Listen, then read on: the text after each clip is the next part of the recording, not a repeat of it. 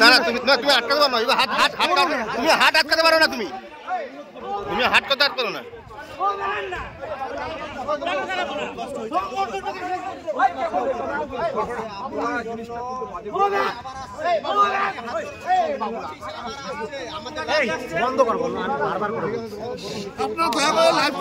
বারবার বলছি তোমাদেরকে, এতবার সহযোগিতা করার পর বলছে বন্ধ রাখুন।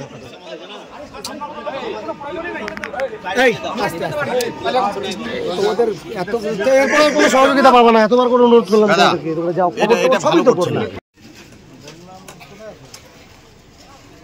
কোথায় রে তুই, কোথায়? হয়েছে হয়েছে হয়েছে, যা পালা পালা এখন। আর না বন্ধ কর, বন্ধ আর বলছি অসুবিধা আছে। কি বলবেন আপনি সে বিষয় নিয়ে? কালিয়াগঞ্জে তৃণমূলের মধ্যেও তো প্রচুর দুর্নীতি রয়েছে এবং দেখুন, আমি 2021 সালে যখন কালিয়াগঞ্জে আসি, আমি উপলব্ধি করে গেছি কালিয়াগঞ্জের সাধারণ মানুষ তৃণমূল কংগ্রেসটা করতে চায় না। তো স্বভাবতই আমি ওই দলটা যে সময়টাকে করেছি, দেখুন আমি যখন যে দলটাই করি একটু অনেস্টি মেনটেন করার চেষ্টা করি। আমি চেষ্টা করেছি যাতে ভালো মানুষগুলো সামনে এসে মানুষের ভালো, মানুষের সেবা করা যায়। কিন্তু ওই দলে থেকে ভালো কাজ করা খুব কঠিন, খুব লড়াই করে করতে হয়। আপনারা খেয়াল করে দেখবেন, কলকাতাতেও ভালো মানুষের জায়গা নেই, খারাপ মানুষদের জায়গা। আগামী দিন আস্তে আস্তে উত্তর দিনাজপুরের অনেক কিছু সামনে চলে আসবে, আপনারা নিশ্চিতভাবে সেগুলো দেখবেন যে খারাপ মানুষগুলো ওই দলে যত দিন যায় তাদের শ্রীবৃদ্ধি হয়, ভালো মানুষগুলো হারিয়ে যায়। কারণ ওই দলে ভালো মানুষদের কোনো জায়গা নেই, কারণ ওটা শেখ শাহজাহানদের দল। আপনি বিজেপিতে যখন জয়েন করলেন তখন এখান থেকে আপনার বিরুদ্ধে নানান দুর্নীতির অভিযোগ তোলা হয়েছিল তৃণমূলের তরফ।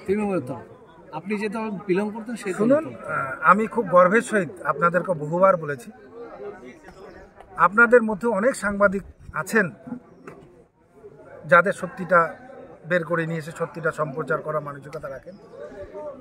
আপনারা এতদিনে কোনোদিন পেরেছেন যে আপনাদের বিধায়ক কোনো দুর্নীতির সাথে যুক্ত, আপনাদের বিধায়ক তোলাবাজ, আপনাদের বিধায়ক কাউকে চাকরির নামে টাকা নিয়েছে? আপনারা কিন্তু এর প্রমাণ কোনো দিনে দিতে পারেননি, আগামীতেও পারবেন না। আমি ছেড়ে এসছি খারাপ সঙ্গটা, তাই খারাপ মানুষগুলো একটু ভেউ ভেউ করছে, 2 দিন পরে থেমে যাবে। কারণ ওরা যত ভেউ ভেউ করে ওদের নোংরাটা সামনে চলে আসবে, সময়ের অপেক্ষা করবে। আপনি বিজেপিতে জয়েন করার পর কোথায় ছিলেন এতদিন কালিয়াগঞ্জে দেখা যায়নি কেন? দেখুন, জয়েন করার পর কলকাতায় ছিলাম, পার্টির কাজেই ছিলাম, এবং সেখান থেকে আমার নিজের বাড়ি ফালাকাটায় যাই, কারণ নির্বাচন করতে সময় তো আর যেতে পারবো না। তার সাথে সাথে কুচবিহারে আপনারা জানেন আমাদের প্রতিমন্ত্রী নিশীথ প্রামাণিক, তিনি প্রার্থী হয়েছেন। উনি আমার যেমন অত্যন্ত ক্লোজ, ওনারও আমি ক্লোজ, এবং পারিবারিক সম্পর্ক আমাদের। তাই ওনার হয়ে কয়েকটা দিন প্রচার করলাম ওনার অনুরোধে, সাথে সাথে ওনার নমিনেশনে থাকবার অনুরোধ ছিল, সেটা করেই আমি ফিরলাম। বিজেপিতে জয়েন করার পর আপনার মোবাইল হঠাৎ করে সুইচ অফ কেন? খুব স্বাভাবিক, যে নাম্বারটা তৃণমূলের নেতারা জানতো বা তৃণমূলের দুষ্কৃতীরা জানতো, সে নাম্বারটা বন্ধ হবে, খুব স্বাভাবিক। তবে কালিয়াগঞ্জের মানুষ আমার নাম্বার জানে, সবাই কন্ট্যাক্ট করছে, আপনারাও করছেন, এমন তো নয় আপনারা একদিনও পাননি। কিন্তু আমরা অনেক 2 দিন পরে পেয়েছি আপনাকে। 2 দিন চেষ্টা করেননি, তাই আমরা প্রচুর চেষ্টা করেছি, তার কল আছে আমাদের কাছে, স্ক্রিনশট নিয়ে আছে। আমিও স্ক্রিনশট দেখাতে পারবো যে একটা নাম্বারে আপনি নিজে আমাকে বহুবার ফোন করেছেন। হ্যাঁ, ধরিনি ইচ্ছে করে। আপনার কি সুরক্ষা, ওই সময়টা আমার প্রয়োজন মনে হয়নি ধরবো। আপনার কি সুরক্ষায় যে জায়গায় ছিলাম সেখান থেকে কথা বলা যাবে না।